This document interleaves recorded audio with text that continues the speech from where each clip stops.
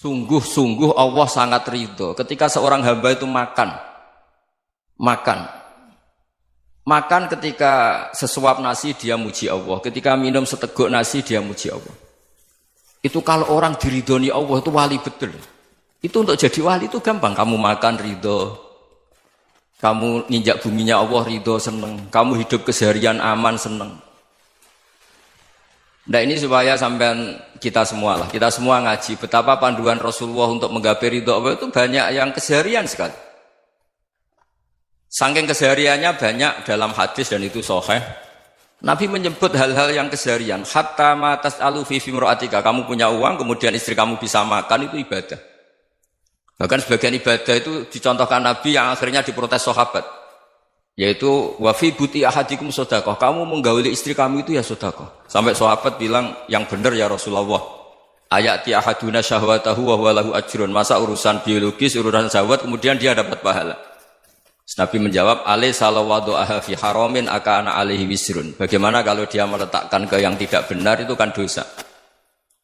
Nah, hal-hal seperti ini yang saya ingin teman-teman semua.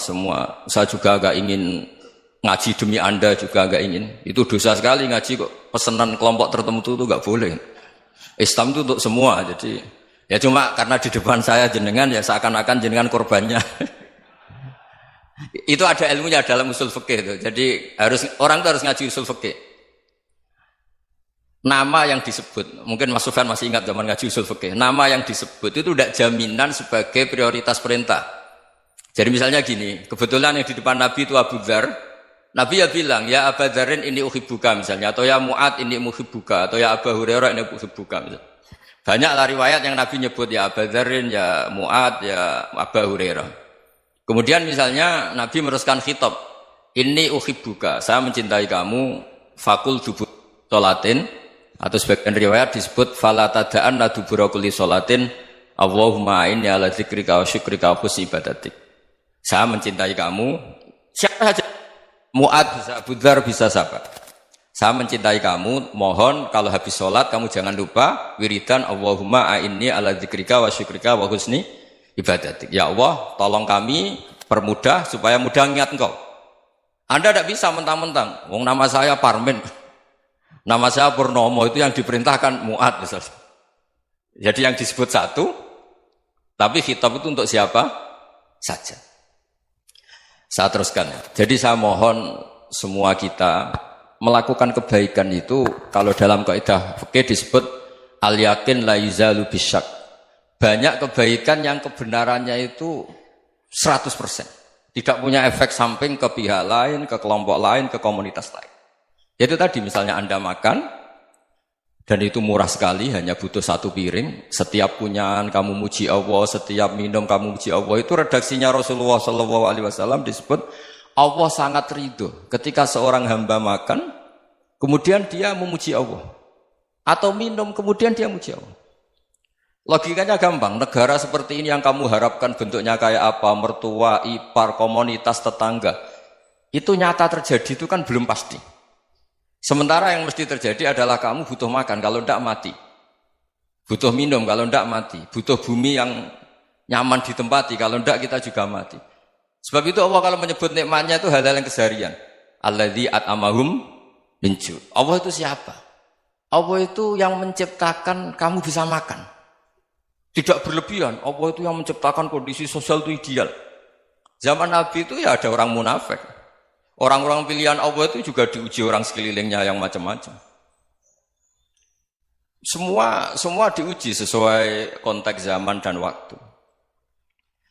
Nah, tapi ada ibadah-ibadah yang selalu disarankan Nabi. Sampai Nabi itu pernah ditanya, ayul islami khairun ya Rasulullah, Islam terbaik itu gimana? Jawaban Nabi itu unik. It'amut to'am. Islam terbaik itu ya makan-makan, yang santai-santai. Ketika Allah menyebut beberapa kebaikan, falak tahamal aqobah, wa ma adrokan apa? Mal aqobah. Terusannya apa? Fakku rokobah. Terusannya apa? Au it'amun fiyaumin di masubah. Ya itu acara makan-makan itu juga Islam. Kenapa? Ya bayangkan kalau tidak ada makanan, kita mati kan? Kondisi sosial tidak ideal itu Anda masih gak apa-apa. Tapi kalau Anda tidak makan, Anda tidak minum, Kamu punya istri cerewet masih bisa hidup, punya mertua cerewet masih bisa hidup. Tapi kalau tidak makan bisa mati. Berarti penting mana istri sama makan? Penting mana? Makan. Semoga istri Anda dengar, nanti kamu disuruh makan tapi pulang deh. Itu kalau dibahasakan makan masih memahami. Penting mana nasi satu piring dengan istri. Nggak ada nasi mati, nggak ada istri belum mati. Penting mana? Ya, gak berani jawab kan? Nah, ternyata Anda ada garang kan di depan istri. Jadi saya mohonlah, mungkin Mas Sufyan Sauri tadi yang bisa bantulah. Teman-teman tuh ngaji yang keseharian saja. Karena kita nyari ridha Allah itu berdasar firman Allah. Dan firman Allah itu menyebut keseharian tuh riang, gampang. Yaitu tadi misalnya wa min ayatihi manamukum bil laili wan nahar. Termasuk ayat-ayat Allah itu kamu tidur. Maka dulu itu ada guyonan, ada tokoh Mu'tazilah, kelompok dalam Islam yang berpikir manusia itu bisa menentukan ikhtiarnya sendiri. Karena saya bisa duduk, ingin berdiri, berdiri. Karena kelompok ini nggak terima kalau semua kehendak Allah, nanti bagaimana kalau semua kehendak Allah kok ada hisab ya, ada sanksi.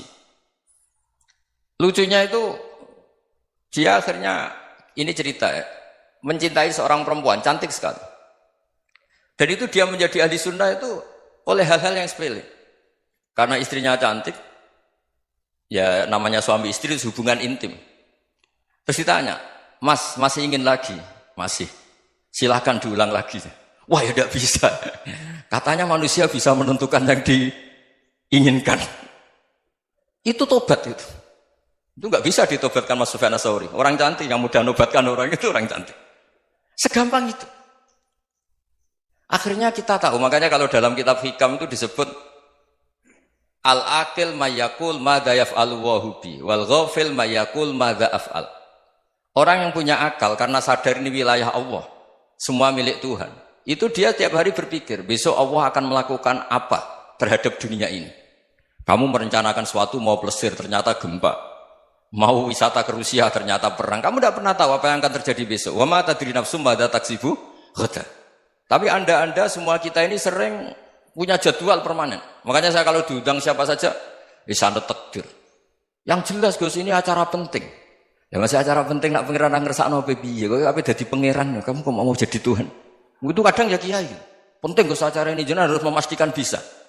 Loh kamu itu yang ngajarin tauhid, sesuatu itu biadillah kok bilang-bilang apa pasti. Kalau maksa terus tak tobatkan loh kamu kata saya itu. Ya kalau gitu Gus bilang insya Allah. Wah itu hati saya, fisik saya, roh saya sudah bilang insya Allah. Tidak usah kamu latih kata saya. Nah hal-hal tauhid keseharian itu gampang sebetulnya.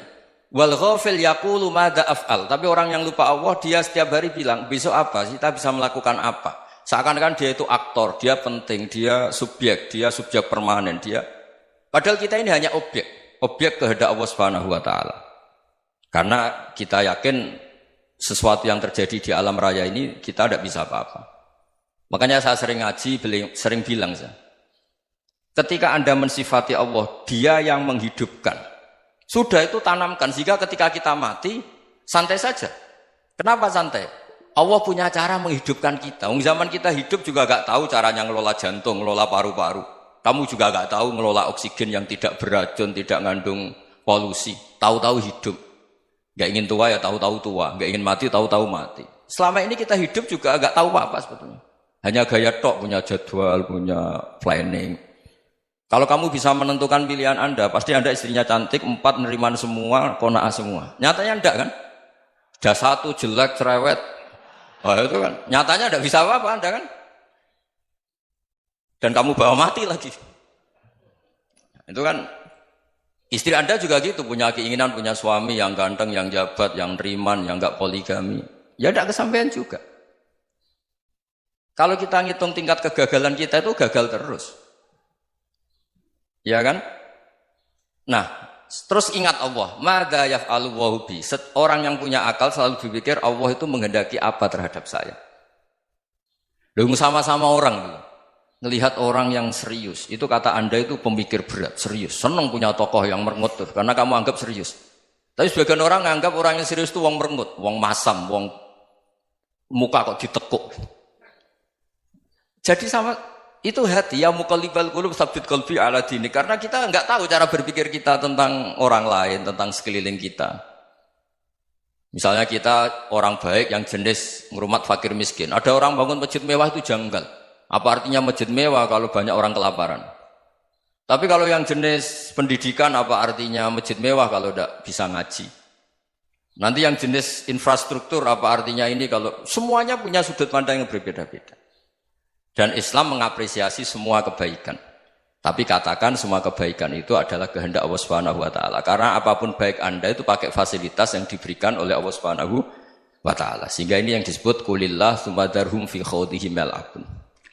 Ya kembali tadi ke tema-tema bahwa keseharian Anda ini sudah Islami. Saat Anda tidak bisa melakukan apa saja. Saya sering ada jenazah, biasanya kalau tetangga meninggal saya sering disuruh ngelepas. Saya bilang orang ini baik karena sering ngelamun di rumah, sering nganggur di rumah. Ditanya sama anaknya, kenapa Gus nganggur baik? Ya kalau dia nganggur artinya juga agak berbuat sesuatu yang maksiat kan? Ya kan? Orang nganggur di rumahnya ya tidak bunuh orang, tidak maling, tidak korupsi, ya namanya nganggur di rumah. Lah cuma istri cara pandang nganggur gak menghasilkan uang itu.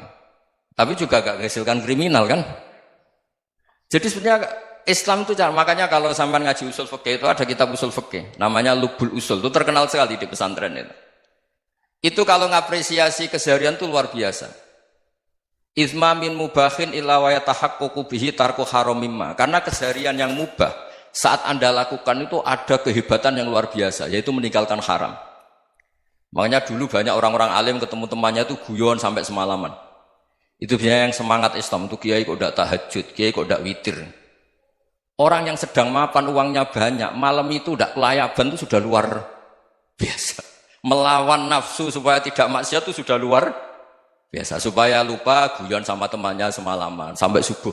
Gejlok-gejlokan ngenang zaman miskin, zaman kuliah nggak jelas, zaman apa.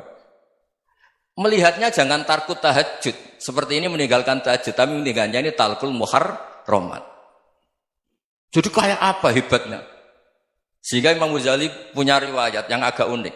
Hatta takuna ibadatu akhiri hadil ummah iku an-naum. Sehingga suatu saat ibadah terbaik umat ini itu tidur. Itu kan riwayat kontroversi. Ketika Imam Ghazali tanya, kenapa iya? Kenapa kamu mulai keluar dari rumah itu sudah banyak maksiat? Melihat perempuan yang enggak mahram, melihat fenomena. Tapi kalau kamu tidur itu enggak melihat apa-apa. Tapi juga kamu jangan menganggap tidur itu ibadah betul. Saatnya melakukan fardhu ain malah masih tidur. Tapi itu sudut pandang yang menjadikan kita Islam itu gampang. Jadi saat Anda tidak bisa aktivitas apa-apa, misalnya ada beberapa orang yang lumpuh. Lumpuh itu memang nggak bisa Jumatan, nggak bisa ibadah, tapi dia juga nggak bisa maksiat. Tidur itu memang Anda saat itu tidak bisa tahajud, tidak bisa witir, tapi saat itu ada zina, ada maling, tidak gosipkan orang, tidak bully orang, tidak menanamkan kebencian, tidak hasud. Sehingga tidur menurut Allah Ta'ala wa min ayatihi manamukum billaili apa? Wan-nahar. Karena di tidur itu selain ada unsur istirahat, jaga kestamina, juga ada unsur meninggalkan beberapa keburukan. Nah saya mohon ibadah yang keseharian ini kita jaga. Supaya kita semua baca ayat itu fasih. Fasih itu tertanam di hati. Allah itu siapa? Alladzi at'amahum min ju'i wa amanahum min khauf. Dan Allah kalau cerita di Quran itu anna subabnal ma'a subba summa syaqaqnal ardon wa syaqqa fa'ambatna fiha habba wa inaba wa qadba wa zaituna wa nakhla wa hadaika hulba. Kamu tahu saya ini siapa kata Allah? Saya ini adalah Tuhan yang menurunkan air, kemudian ada tanaman banyak. Habba wa inaba wa qadba, ada zaitun, ada tin, kalau orang Jawa mungkin ada tela, ada padi, ada mangga, ada pisang. Sudah. Wa inaba wa zaituna wa nakhla wa hadaika hulba. Ada perkebunan yang lebat. Tujuannya apa? Mata Allahkum, silahkan kamu pakai, kamu nikmati. Tapi karena kadang kita ini punya ide-ide besar. Tadi untuk syukur saja nunggu punya istri riman, rumah baik, tetangga baik, komunitas baik, semuanya baik baru syukur. Lama-lama nanti ada di surga, syukurnya nunggu surga paling kelas A. Itu sudah ada yang menghuni Rasulullah, kamu nggak boleh di situ. Masa untuk syukur saja? Repotnya Masya Allah. Jadi mohonlah Quran yang kalau Anda hafalkan juz sama itu kan ada ayat-ayat yang kayak tadi. Ya, fal yang dzuril insanu ila ta'ami. Coba lihat Apa yang kamu makan ya? Dari mana? Dan untuk mempertahankan hidup kamu keseharian. Jadi jangan kira ibadah itu harus membentuk komunitas yang versi Anda. Ibadah itu harus yang hal yang mulu-mulu. Kesehariannya Anda alami. Loh ini saya tidak bikin-bikin. Saya ngaji bukan karena berdasar pesanan. Itu ayat yang saya bacakan betul ada ayatnya kan. Fal yang dzuril insanu ila tu'ami. Anna soba penal ma'ah sobba. Thumma syaqaqnal ardo syaqqa. Fa'ambasna fiya habba wa inabau wa qodba. Wa zaitunaw wa nakhla. Wa hadaika khulba. Terusannya apa? Mata'al lakum, silakan kamu nikmati. Mata itu silakan kamu nikmati. Ya kayak sampean dikasih hidangan ya makan.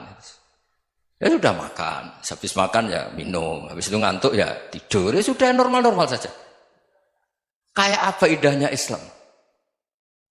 Tapi Anda mencari Islam yang gimana lagi? Nah itu yang diajarkan guru-guru kita, diajarkan sanad kita sampai Wali Songo, sampai Rasulullah SAW. Bahwa pada akhirnya ada jihad, ada perang. Itu dulu memang perang, bukan membunuh. Beda. Dulu kita dijajah Belanda ya perang. Dan itu normal karena kita dijajah.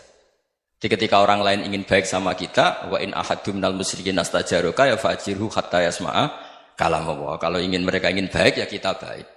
Makanya ada istilah musta'man, mu'ahad. Kalau mereka ingin damai, berdampingan dengan kemajmukan ya itu yang lebih baik. Karena memang Islam menghormati proses perdamaian.